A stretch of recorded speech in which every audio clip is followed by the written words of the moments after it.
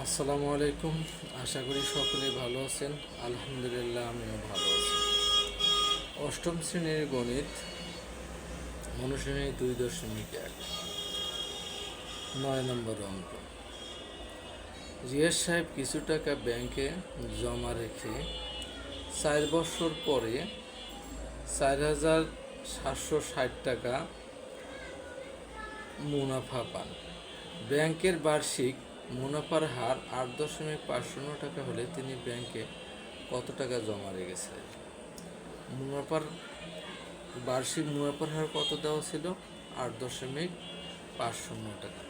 100 টাকা 1 বছরের মুনাফা 8.50 টাকা, তাহলে আমরা 100 টাকায় 4 বছরের মুনাফা বের করে নেব। 100 টাকায় 4 বছরের মুনাফা কত হবে?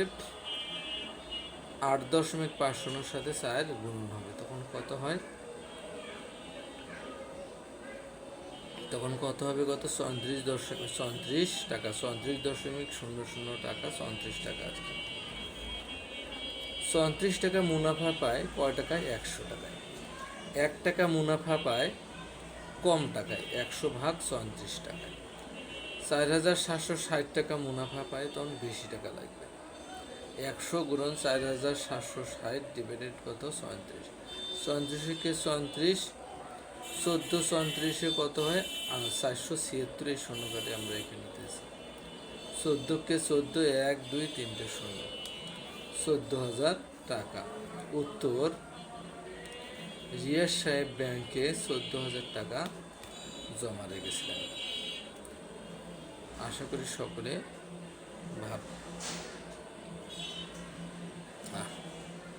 ধন্যবাদ, সকলে ভালো থাকবেন।